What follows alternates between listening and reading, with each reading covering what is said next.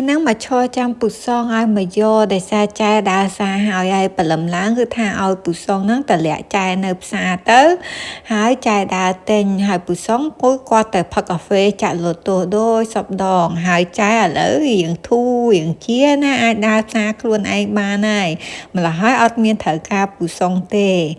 ជំរាបសួរពុកម៉ែបងប្អូនកូនក្មួយមកជួបជាមួយនឹងចែទៀតហើយថ្ងៃហ្នឹងប្អូនគាត់ធ្វើការជាមួយគាត់ឆាតមកទាំងព្រឹកគាត់ថាចែទៅជួយមើលប្រធាននៅសារលក់1គីឡូប្រហែលអញ្ចឹងណាទៅជួយមើលតម្លៃឲ្យប្រាប់គាត់ផងគាត់ដឹងថាចែនៅផ្ទះតនេអត់ការងារធ្វើអញ្ចឹងទៅគាត់ឆាតមកហើយចែនឹងបានដូចចិត្តទៀតគ្រាន់តែឃើញឆាតភ្លាមមកគេទៅលុបមុខហ្នឹងណាគាត់ថា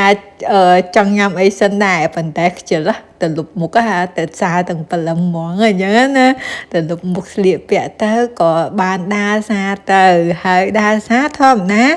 មិនដើរឆ្វាច់ណាដើរមើលនេះមើលនោះអីអញ្ចឹងទៅថាមានរបស់អីប្លែកខ្លះរបស់ណាដែលយើងអត់ធ្លាប់ញ៉ាំខ្លះអញ្ចឹងណាព្រោះអីចែមានចរិតមួយចូលចិត្តញ៉ាំរបស់ប្លែក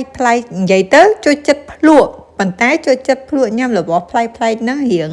ដែលហាមើលទៅរៀងតំណងហើយរៀងដែលហាអត់សូវថ្លៃដែរអញ្ចឹងណាបើថ្លៃពេកអើយអត់តន់ដឹងថាត្រូវញ៉ាំមិនហងអត់ហ៊ានទិញទេខ្លាចស្ដាយលុយអញ្ចឹងណាមានកន្លែងរិះដែរអីអញ្ចឹងទៅហើយផ្លែបឺខែនេះថ្លៃមែនទែន1គីឡូឡើង$13ប៉ុន្តែចង់ញ៉ាំហើយក៏ទិញខ្លះយកមកអញ្ចឹងណាហើយពទ្រាវិញគឺដោយម៉ូតម៉ាក់ផ្សេងគ្នាអីអញ្ចឹងទៅអានេះរៀងធូរថ្លៃ1គីឡូតែ21ឯងចំណែកអានេះ25ហើយអានេះឆ្ងាញ់ជាងគេនេះ$49ហ្នឹងគេហៅ Winter Tutubia គឺថាឆ្ងាញ់មែនតើអាហ្នឹងឆ្ងាញ់លេខ1ហើយសម្រាប់ខែនេះវិញគឺថាបត្រាគោជើងគ្នាហើយអានេះផ្លែលម៉ើយើងហ្នឹងនៅនេះសូម្បីតែលម៉ើស្រស់ក៏មានដែរណា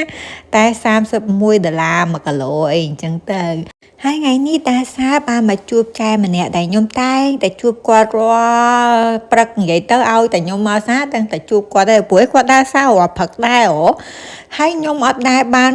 រាក់ធាក់ហៅអីគាត់ទេឃើញគ្នាគាត់ញឹមអញ្ចឹងណាខ្ញុំស្មានតែគាត់ហ្នឹងជនជាតិវៀតណាមទៅពេលថ្ងៃហ្នឹងគាត់ឃើញខ្ញុំគាត់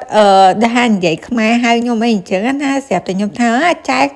ជនជាតិខ្មែរយើងឯងខ្ញុំស្មានតែចែជនជាតិវៀតណាមអញ្ចឹងគាត់ថាគេថាអញ្ចឹងគ្រប់គ្នាដែរហ្នឹងប៉ុន្តែគាត់ជនជាតិខ្មែរទេអញ្ចឹងហើយក៏បានរាក់ទាក់និយាយគ្នាលេងបន្តិចទៅប៉ុន្តែចែមានញាតិថែមមួយទៀតហើយអរគុណច្រើនសម្រាប់ការរាប់អានហើយមកដល់ផ្ទះវិញគឺថាចែធ្វើកាទៀវព្រុសប្រាស់មិនមែនកាទៀវឯមីនិយាយខុសអក្ខរាវិរុទ្ធទៀតណាធ្វើទៅពូសុងមួយចានចែមួយចានអីអញ្ចឹងទៅហើយវីដេអូចែក៏ដល់នាទីបញ្ចប់ដែរក៏សូមអរគុណពុកម៉ែបងប្អូនកូនក្មួយធំចាំជួបគ្នាទៀតអរគុណច្រើនជម្រាបលា